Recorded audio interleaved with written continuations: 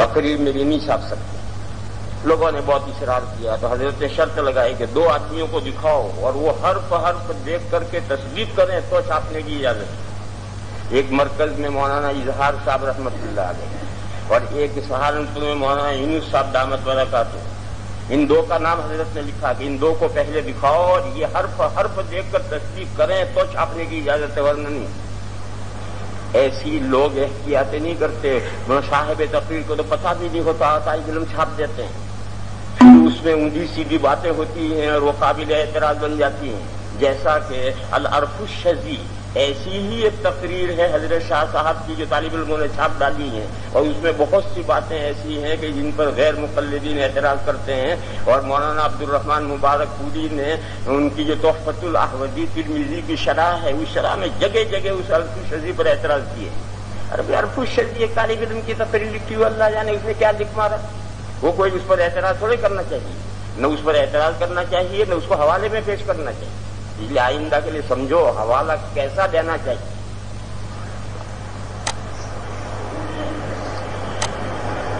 باب ما جاء ان بین المشرق والمغرب قبلۃ.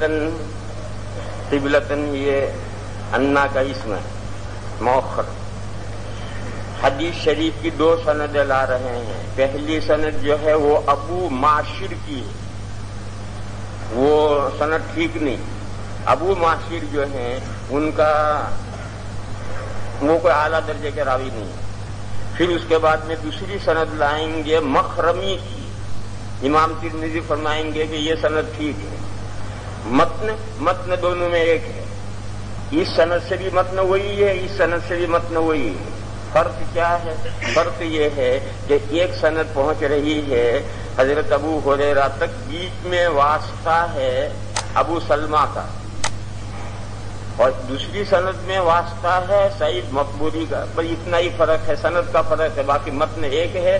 پہلی سند کو حضرت نے قابل اعتبار نہیں قرار دیا, دوسری سند کو یہ کہا کہ یہ ٹھیک ہے. بہرحال یہ متن ثابت ہے. وبه قال حدثنا محمد بن ابی معشر قال حدثنا ابی. وہ ابی کون ہے؟ یہ ابو معشر, لہذا یہ سند ابو معشر کی ہے. قال حدثنا ابی محمد بن عمرو بن ابی سلمۃ عن ابی ہریرہ قال قال رسول اللہ صلی اللہ علیہ وسلم ما بین المشرق والمغرب قبلۃ.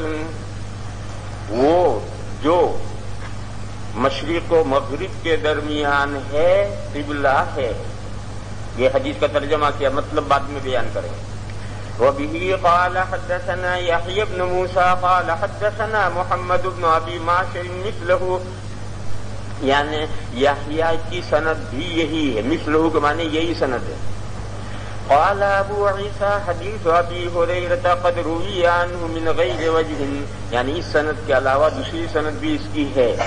وقد تکلم بعض اہل العلم فی ابی معشر من قبل حفظہ, یعنی ان کا حافظہ یعنی ان کو حدیث سے بہت مضبوط سے یاد نہیں تھی. حافظہ کمزور تھا کا مطلب یہ ہے کہ حدیث سے ان کو مضبوط یاد نہیں تھی.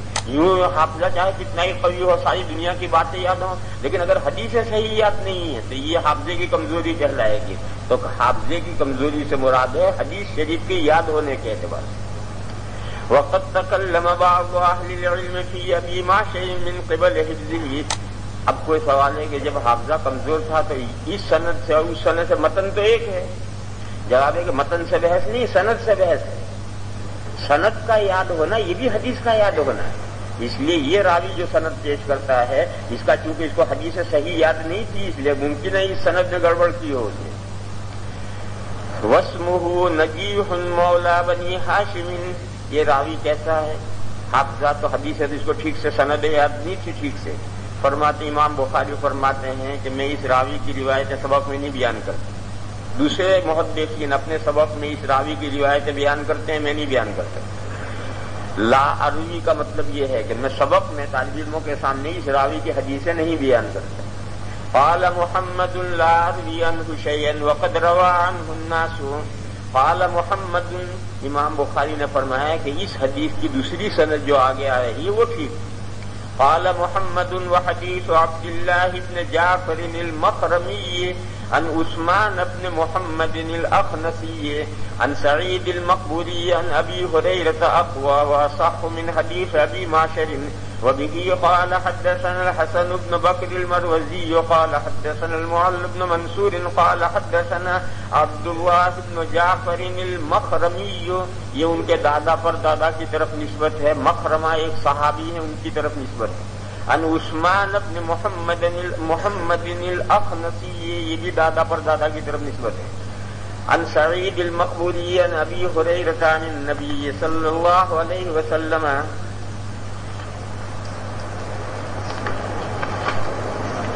قال ما بين المشرق والمغرب قبلة.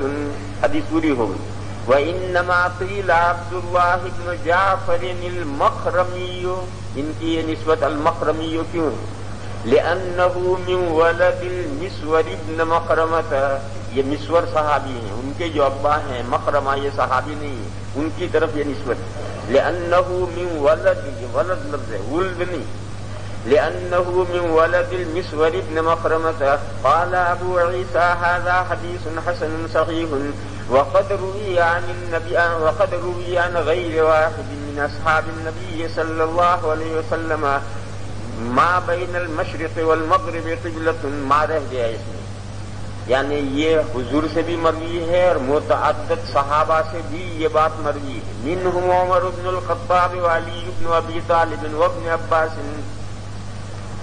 حضرت اب سنو، یہ حدیث بہت الجھن کی اور جھگڑے کی ہے، شارحین بہت پریشان ہوئے ہیں. اس لیے سنو ٹھیک سے. حدیث شریف کے دو مطلب.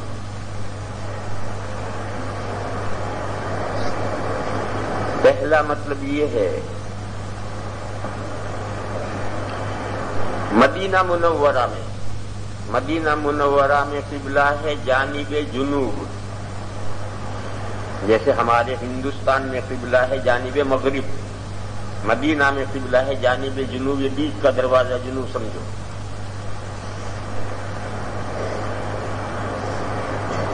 بس وہاں میں جدھر بیٹھا ہوں میرے پیچھے مشرق ہے اور ادھر مغرب ہے. اس مشرق سے آپ قوس چلائیں اور قوس یہاں سے مغرب تک جائے، اس قوس کو دو حصوں میں بانٹیں تو بالکل بیچوں بیچ جو نقطہ نکلے گا وہ مدینہ میں قبلہ ہے. مشرق اور مغرب کے درمیان کا مطلب یہ کہ آپ مشرق سے لے کر کے مغرب تک کی جو آدھی قوس ہے، آدھی کمان ہے، اس کو دو حصوں میں بانٹیں تو جو بالکل بیچوں بیچ نقطہ نکلے گا وہ مدینہ شریف میں قبلہ ہے. حضرت ابن عمر رضی اللہ تعالی عنہما نے یہی مطلب سمجھایا ہے. انہوں نے فرمایا کہ آپ اس طرح کھڑے ہوں کہ آپ کے دائیں کندھے پر مغرب آئے اور آپ کے بائیں کندھے پر مشرق آئے. آپ جنوب کی طرف منہ کر کے کھڑے ہو تو دائیں کندھے پر مغرب آئے گا، بائیں کندھے پر مشرق آئے گا. اب جدھر آپ کا منہ ہے بس یہی مدینہ شریف میں قبلہ ہے. جب یہ بات ہے تو سارے بیت اللہ شریف سے جو جانب شمال ہیں تمام جانب شمال ممالک میں یہ صورت نہیں ہوگی. حضرت عبداللہ بن المبارک رحمۃ اللہ علیہ نے فرمایا کہ مرو میں، یہ مرو شہر ہے خراسان میں، یعنی یہ خراسان اب نہیں رہا، اب خراسان نہیں رہا، اب ٹکڑے ٹکڑے ہو گئے. جو خراسان کا علاقہ کہلاتا تھا اس کا کچھ حصہ ایران میں، زیادہ تر حصہ افغانستان میں، کچھ حصہ پاکستان میں، کچھ ترکیہ کی طرف چلا گیا. یوں سب اس کے حصے بکھرے ہو گئے.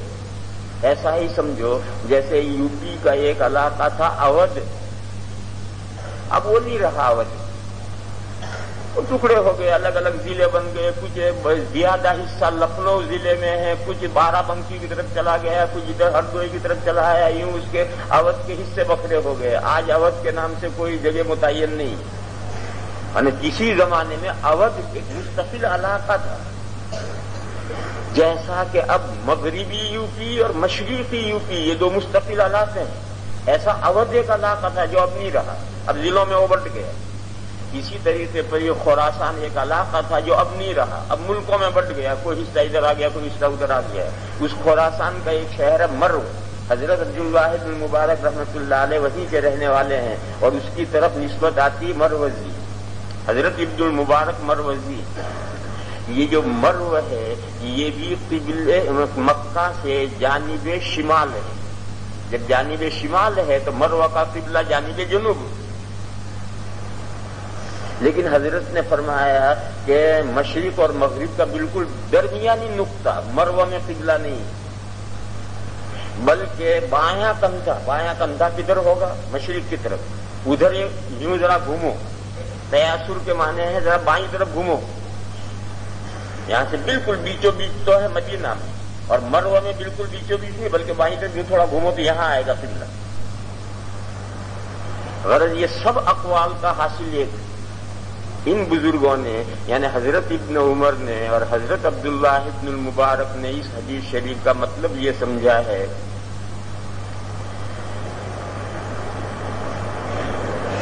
کہ مدینہ شریف کا قبلہ مشرق سے لے کر مغرب تک جانب جنوب کی جو آدھی کمان ہے اس کو دو حصوں میں بانٹو، جو بیچوں بیچ نقطہ نکلے گا وہ مدینہ کا قبلہ. لہذا بالکل اس سے ہٹے ہوئے ہوں گے، جیسے مرو تھوڑا ہٹا ہوا ہے تو پھر وہاں بالکل بیچوں بیچ نہیں بلکہ بائیں طرف ذرا یوں گھومیں گے. اس کی نظیر ہندوستان میں مغرب قبلہ ہے، مگر شمال سے لے کر کے آپ جو آدھی کمان جنوب تک لے جائیں اس کو کمان کو بالکل بیچوں بیچ آدھا کریں اور بیچوں بیچ قبلہ. ہندوستان میں سب جگہ نہیں، 4 ڈگری سے لے کر 7 ڈگری 8 ڈگری تک قبلہ ہٹا ہوا ہے بیچوں بیچ سے یوں جنوب کی طرف. کیوں؟ ہندوستان بہت بڑا ہے، ملک ہے، اس کا طول و عرض بہت ہے. عرض البلد کے اعتبار سے یہ نقطہ بدلتا ہے. یعنی آپ کی پوری آدھی کمان کا بیچوں بیچ ہندوستان میں کہیں بھی، پورے ہندوستان میں کہیں قبلہ نہیں ہے. بیچوں بیچ سے جانب جنوب 4 degree 5 degree 6 degree 7 degree 8 degree ہٹا ہوا ہے مختلف جگہ. لہذا ہر جگہ پر جتنا قبلہ حقیقی ہوگا وہی اسی کی طرف مسجد بنانی چاہیے، نماز پڑھنی چاہیے. دوسرے الفاظ میں یوں سمجھو، جب آپ بیت اللہ شریف کے پاس ہو یعنی مسجد حرام کے اندر ہو تو قبلہ ہے کعبہ کی عین، بالکل کعبہ شریف اپنے آپ کی ماتھے میں سے جو خط نکلے وہ خط کعبے پر گزرنا چاہیے تو نماز ہوگی. اور اگر آپ کے ماتھے میں سے گزرنا، ماتھا یہ ہے پوری چوڑائی، یہ پورا جو ماتھا ہے پیشانی ہے، اس پیشانی میں سے جو خطوط نکلے ان میں سے کوئی خط کعبہ پر گزرے گا تو نماز ہوگی، اور اگر کوئی بھی خط نہیں گزرتا نماز نہیں ہوگی. اور اگر مسجد حرام سے باہر ہیں چاہے مکہ میں لیکن کعبہ نظر نہیں آ رہا تو پھر قرآن کریم نے کہا کہ فَوَلُّوا وُجُوهَكُمْ شَطْرَ الْمَسْجِدِ الْحَرَامِ، مسجد حرام کی جانب منہ کرو. کعبہ لفظ نہیں استعمال کیا کہ کعبہ کی طرف منہ کرو، یہ نہیں کہا، مسجد حرام کی طرف منہ کرو. لہذا پورے مکے میں جہاں کعبہ نظر نہیں آتا مسجد حرام کی طرف منہ کریں. ہمارا خط مسجد حرام پر سے گزرنا چاہیے، کعبہ پر سے گزرنا ضروری نہیں. یہ بات آپ حضرات کے ذہن میں رہنی چاہیے کہ جس وقت آیت کریمہ نازل ہوئی ہے اس وقت وہاں صرف کعبہ تھا، مسجد کے نام سے کوئی چیز نہیں تھی. اور آیت کریمہ میں مسجد حرام سے مراد کعبہ ہے، کیونکہ اس وقت کعبہ ہی تھا، مسجد حرام نام کی کوئی چیز تھی نہیں وہاں. یہ تو اب مسجد حرام بہت بڑی بنی ہوئی ہے، مگر نزول آیت کے وقت میں کوئی مسجد نہیں تھی، بس یہ کعبہ شریف ہے. اس کے چاروں طرف جگہ کھلی پڑی تھی، اسی میں لوگ طواف بھی کرتے تھے، اسی میں لوگ نمازیں بھی پڑھتے تھے. پھر اس کھلی جگہ کے بعد لوگوں کے گھر شروع ہو گئے، لوگوں کے گھر ہو گئے، اور ان گھروں کے بیچ میں سے اندر آنے کے راستے تھے.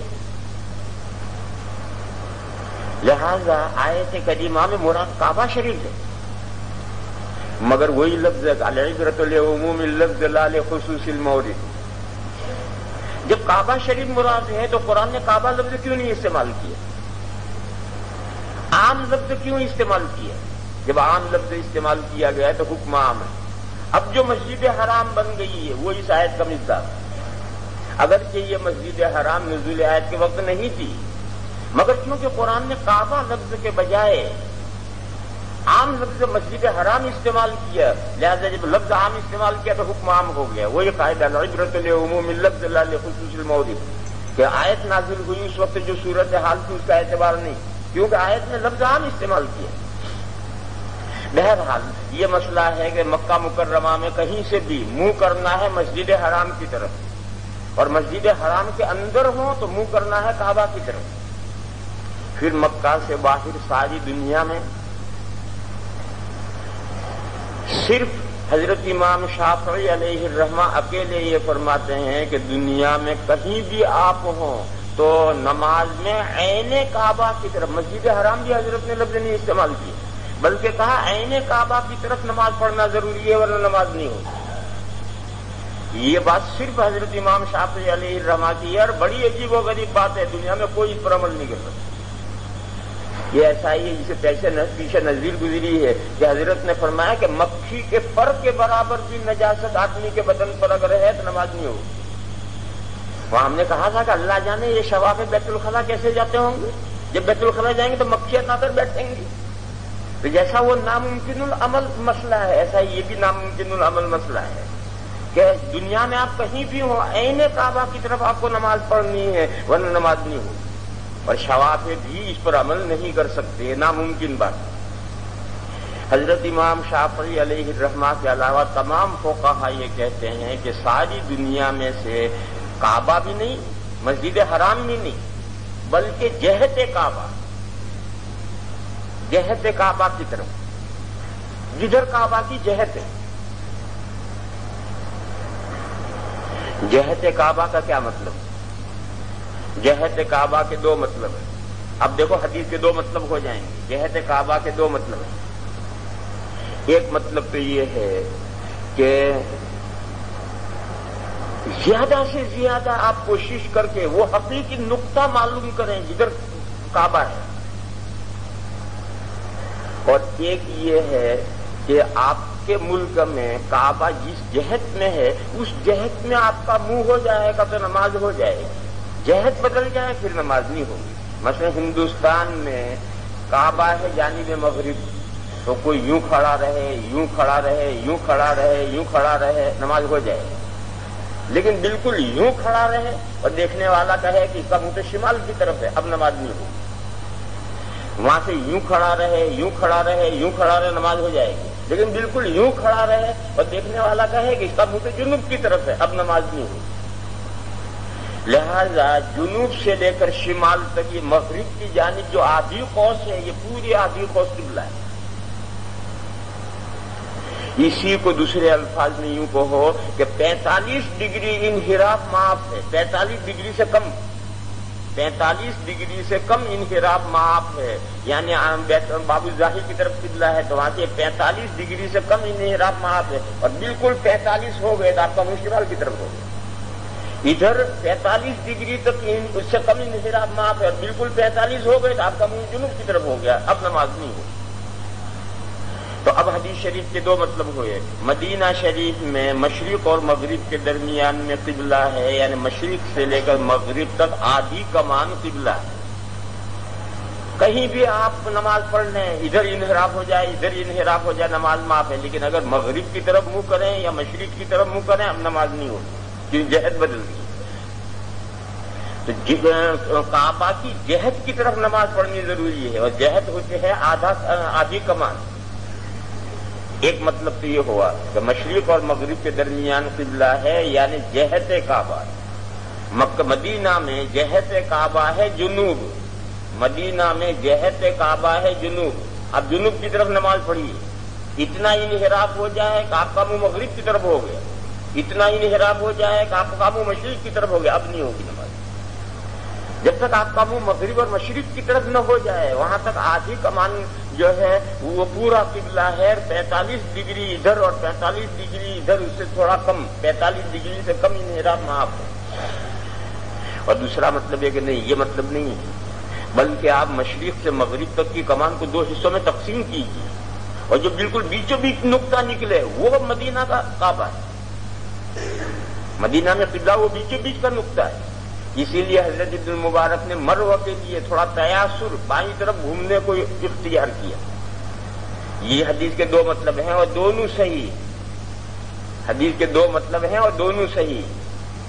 یعنی جو پہلا مطلب ہے کہ آپ کی جو جہت ہے، اس جہت سے جب تک وہ جہت نہ بدل جائے نماز ہو جائے، یہ مطلب نہیں ہے کہ آپ جان کر نماز گھوم کر پڑھیں یا آپ جانتے ہوئے مسجد ٹیڑھی بنائیں، نہیں، یہ مطلب نہیں۔ اگر اتفاقاً ایسی پڑھ لی گئی تو نماز ہو جائے گی، اگر کوئی ایسی مسجد بنا لی گئی تو نماز ہو جائے گی، لیکن اگر وہ مسجدیں بہت پرانی ہیں تو اس کو اسی حال میں رہنے دیا جائے گا، اور نئی بنی ہوئی ہے تو اس کو توڑ کر کے اس کا محراب، اس کا قبلہ صحیح کیا جائے گا۔ اگر نئی بنی ہوئی ہے تو اس کا قبلہ توڑ کر کے محراب صحیح کی جائے گی، اور بہت پرانی بنی ہوئی ہے تو اس کو اسی حال میں رہنے دیا جائے گا، جب وہ دوبارہ نئی بنے گی تب اس کے قبلہ صحیح کیا جائے گا۔ اور نماز پڑھنی چاہیے بالکل حقیقی قبلے کی طرف، اگرچہ جتنا جز رسی کے ساتھ حضرت امام شافعی علیہ الرحمہ فرماتے ہیں کہ عین کعبہ کی طرف پڑھو، اتنا ممکن بات ہے، لیکن اگر اتنا ناممکن ہے تو جتنا کر سکتے ہو اتنا تو کرو۔ اسی لیے ہندوستان میں جب کوئی مسجد کہیں بنتی ہے تو اس کا پہلے نقشہ بنایا جاتا ہے کہ کون سا شہر ہے، اس کا طول بلد کیا ہے، عرض بلد کے طول بلد کا کوئی خاص فرق نہیں پڑتا، عرض بلد سے فرق پڑتا ہے، عرض بلد کیا ہے، اور وہاں مغرب کا بیچوں بیچ کے نقطے سے جنوب کی طرف کتنی ڈگری ہٹا ہوا ہے، وہ باقاعدہ ایک نقشہ بنتا ہے، پھر اس کے اوپر جدار قبلی بنتی ہے۔ وقال ابن عمر اذا جعلت المغرب عن يمينك والمشرق عن يسارك فما بينهما قبلة اذا استقبلت القبلة، یہ جملہ حضرت نے ویسے ہی بڑھایا کیونکہ جب آپ اس طرح کھڑے ہوں گے کہ مغرب آپ کے دائیں کندھے پر ہو، مشرق آپ کے بائیں کندھے پر ہو، تو آپ کا منہ یقیناً جنوب کی طرف ہے۔ جب یقیناً جنوب کی طرف ہے تو اذا استقبلت القبلہ بڑھانے کی کیا ضرورت ہے؟ اور اگر زبردستی فائدہ بیان کرنا تو کرو، دیکھو یہ کعبہ ہے، یہاں سے یہ شمال ہے، یہاں کھڑا ہوا، دائیں کندھے پر مغرب آئے گا، بائیں کندھے پر آئے گا، اور اس کا منہ ادھر ہوگا۔ لیکن یہاں جو شخص اس ملک میں، اگر اس ملک میں یہ کرو گے تو دائیں کندھے پر آئے گا یہ، بائیں کا منہ ادھر ہوگا اور قبلہ ادھر ہے۔ لہذا اگرچہ بائیں کندھے پر یا دائیں کندھے پر مغرب آ گیا، بائیں کندھے پر مشرق آ گیا، لیکن آپ کا منہ چونکہ ادھر ہے، لہذا یہ قبلہ نہیں، منہ یوں کرو شمال کی طرف۔ یعنی اذا استقبلت القبلۃ کا مطلب یہ ہے کہ یہ جو کھڑا ہونے کا طریقہ بتایا ہے یہ کعبہ سے جانب شمال کے لوگوں کے لیے، کعبہ سے جانب جنوب کے لوگوں کے لیے نہیں، بلکہ وہاں الٹا ہو جائے گا، وہ دائیں کندھے پر مشرق کریں گے اور بائیں کندھے پر مغرب کریں گے تو ان کا منہ کعبہ کی طرف ہوگا۔ وقال ابن المبارک ما بین المشرق والمغرب قبلۃ ھذا لأہل المشرق۔ دیکھو جہتیں 4 ہیں اور ان 4 جہتوں کے اعتبار سے ان کے کونوں میں، ہر 2 جہتوں کے کونوں میں ایک نئی جہت نکلتی ہے تو 8 جہتیں ہو جاتی ہیں۔ پھر یہاں سے یہ ہے باب الظاہر مغرب کی طرف، تو ایک ہے باب الظاہر کی جگہ پر، اور ایک اتنا ہٹ کر کے یوں آگے ہے، تو اس باب الظاہر کے اعتبار سے یہ مشرق ہو گئے کیونکہ وہ اب پیچھے ہے اور یہ آگے ہے، تو مدینہ منورہ بھی جانب شمال ہے اور مرو بھی جانب شمال ہے، مگر مدینہ پہلے ہے اور مرو اور آگے ہے مغرب کی طرف، تو مرو کے لیے مدینہ مشرق ہو گئے، یوں مشرق لفظ استعمال کیا ہے۔ اس کی نظیر ایک حدیث ہے، حضور نے فرمایا کہ فتنہ یہاں سے نکلے گا، اور حضور نے مشرق کی طرف اشارہ کیا، اور علماء نے اس کا مصداق نجد کو بنایا ہے۔ اب مدینہ میں کھڑے ہو کر آپ دیکھیے نجد کیسے مشرق ہوا، نجد تو شمال کی طرف چلا گیا، لیکن نہیں شمال کی طرف نہیں، شمال مشرق کی طرف گیا ہے۔ کبھی نقشہ دیکھ کر دیکھو، مدینہ سے نجد شمال کی طرف بے شک ہے، لیکن شمال کے ساتھ مدینہ سے آگے مشرق کی طرف بھی ہے، تو شمال مشرق کی طرف ہے۔ شمال لفظ چھوڑ کر یہ کہہ دیا کہ مشرق کی طرف سے فتنہ آئے گا۔ ایسا جو جہت ہے، 8 جہت ہے، تو جغرافیہ والے جو جاننے والے ہیں وہ تو جز رسی کے ساتھ بولے، لیکن عام محاورات میں 8 جہتیں نہیں سمجھی جاتی، 4 ہی جہتیں سمجھی جاتی ہیں۔ کہ یہ جو مدینہ کو مشرق کہا ہے حضرت ابن المبارک نے، وہ اس اعتبار سے کہا ہے، اگرچہ کعبہ سے یہ بھی جنوب میں ہے اور یہ بھی جنوب میں ہے، مگر یہ مدینہ پہلے ہے اور وہاں سے مشرق کی جانب، مرو سے مشرق کی جانب ہے، اس لیے فرمایا ہے کہ یہ کعبہ مشرق والوں کے لیے ہے، یعنی مدینہ والوں کے لیے۔ اب یہ ایسی باتیں ہیں کہ یہ سارا نقشہ سامنے ہو تب سمجھ میں آئے۔ اب تمہارا حال یہ ہے کہ تم نہ جغرافیہ جانتے ہو، نہ تم ہیئت جانتے ہو، نہ طول بلد عرض بلد جانتے ہو، نہ جہت ڈگریاں جانتے ہو، نہ کمانے جانتے ہو، علامہ ہو۔ علامہ یعنی العما والحفیظ۔ وقال ابن المبارك ما بين المشرق والمغرب قبلة هذا لأهل المشرق، واختار عبد الله بن المبارك التياسر لأهل مرو، مرو والوں کے لیے بائیں طرف گھومنے کو پسند کیا انہوں نے۔ باب ما جاء في الرجل يصلي لغير القبلة في الغيم، اس باب میں بھی صرف حضرت امام شافعی علیہ الرحمہ کا اختلاف ہے۔ مسئلہ یہ ہے کہ قبلہ معلوم نہ ہو اور تحری کر کے آدمی نے نماز پڑھ لی، نماز پڑھنے کے بعد پتا چلا کہ میں نے قبلہ غلط قبلے کی طرف نماز پڑھی، تو نماز ہوئی یا نہیں ہوئی؟ ایک شخص ہے، اسے قبلہ نہیں معلوم اور اس نے سوچا، اپنا اندازہ کیا، تحری کی اور غور کر کے اس کی سمجھ میں آیا کہ یہ ادھر قبلہ ہے، تو نماز ہوئی یا نہیں ہوئی؟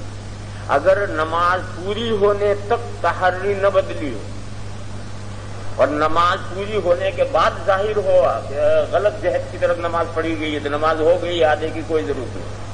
حضرت امام شافعی علیہ الرحمہ فرماتے ہیں نہیں، یہ آدھا کرنا پڑے گا، یہ آدھا مستحب ہے یا واجب ہے معلوم نہیں کیا ہے۔ امام نووی رحمۃ اللہ علیہ نے شرح مہذب میں یہ آدھے کے استحباب کو بیان کیا ہے کہ مذہب میں راجح یہ ہے کہ یہ آدھا مستحب ہے۔ بہرحال یہ حضرت کی رائے ہے۔ حضرت کے علاوہ تمام فقہا یہ کہتے ہیں کہ نماز ہوگی، اب یہ آدھے کی ضرورت نہیں، اور اگر نماز کے بیچ میں تحری بدل جائے تو فوراً گھوم جاؤ، نماز کے اندر ہی گھوم جانا ہے، اور نماز کے اندر نہیں گھومے تو اب نماز نہیں ہوگی۔ ہمارے ساتھ ایک قصہ پیش آیا، ہم بولٹن سے لندن آ رہے تھے، راستے میں ایک جگہ مغرب کی نماز پڑھنے کے لیے ایک ہوٹل میں رکے، سارا چاروں طرف بادل چھائے ہوئے، قبلہ نما کسی کے پاس ہے نہیں۔ اب سب نے، سارے کے سارے مولوی تھے، سب نے اندازہ کیا، کسی نے کہا ادھر ہے، کسی نے کہا ادھر ہے، کسی نے کہا ادھر ہے، بہرحال سب کی ایک رائے ہو گئی کہ ادھر ہے، اور ادھر ہم نے نماز شروع کی، وہاں سے نماز شروع کی۔ ایک رکعت پڑھنے کے بعد میری رائے بدل گئی اور میں نے کہا کہ نہیں، ہم غلط پڑھ رہے ہیں نماز، میرے ذہن میں کہا کہ ہم غلط نماز پڑھ رہے ہیں، ادھر قبلہ نہیں، بالکل ادھر قبلہ ہے۔ اب کیا کروں میں؟ اگر میں یوں گھوموں تو امام ادھر پڑھا رہا ہے، مقتدی یوں پڑھ رہا ہے۔ بہرحال میں نے اس کے پیچھے نماز پڑھ لی، سلام کے بعد میں نے ان سے کہا کہ دیکھو تم نے غلط پڑھا ہے، اور میں نے ان کو سمجھایا کہ دیکھو یہ قبلہ نہیں، دیکھو یہ قبلہ ہے، اور میں نے اس کے دلائل دیے اور سب کی سمجھ میں آ گیا کہ ہم نے نماز غلط پڑھی، قبلہ ادھر نہیں، واقعی ادھر قبلہ ہے۔ پھر کہنے لگے کیا کریں گے؟ میں نے کہا تمہاری سب کی تو ہو گئی، میری نہیں ہوئی، تو میں نے مغرب 2 بار پڑھی، میں نے اکیلے نے مغرب 2 بار پڑھی اور بقیہ میں نے کہا تمہاری ہو گئی۔ تو اس لیے اگر ایسی صورت ہے تو ایسی صورت میں اگر نماز کے اندر تحریر بدل جائے گی تو اس وقت پھر اس کو بدل جانا ہے، اگر نہیں بدلے گا تو نماز نہیں ہوگی۔ ایک سفر میں یہ قصہ پیش آیا تھا کہ اندھیری رات تھی، صحابہ جب تہجد کے لیے اٹھے تو کسی کو کچھ پتہ ہی نہیں کدھر قبلہ ہے، کیونکہ یہ جو پرانے زمانے کے جو لوگ ہوتے ہیں آج بھی دیہاتوں میں رہنے والے آسمان کے تاروں کے ذریعے سے جہتیں متعین کرتے ہیں. تو اب بادل کے ہوئے تارے تو نظر نہیں آ رہے تو قبلہ کیسے متعین کریں؟ تو ہر ایک نے سوچا اور جدھر نماز پڑھنی تھی پڑھ لی، تہجد کی نماز. اب فجر کی اذان ہوئی، حضور جہاں ٹھہرے تھے وہاں اذان ہوئی، اب سب لوگ فجر پڑھنے آئے. اب یہاں تو قبلہ صحیح ہے، حضور نماز پڑھا، حضور کے بعد تو وہی آتی ہے. اب جو صحیح قبلے کی طرف فجر پڑھی گئی تو صحابہ کو اندازہ ہوا، اس نے کہا میں نے تو یوں پڑھی تھی، اس نے کہا میں نے تو یوں پڑھی تھی، اس نے کہا میں نے تو یوں پڑھی تھی. سب نے تہجدوں کا اپنی تہجدوں کی غلطی سب کے سامنے آئی جب حضور نے فجر کی نماز پڑھی. یہ سوال حضور کے سامنے آیا تو یہ آیت کریمہ کے پیش نظر جواب دیا گیا کہ سب کی نمازیں ہو گئی. وَبِهِ قَالَ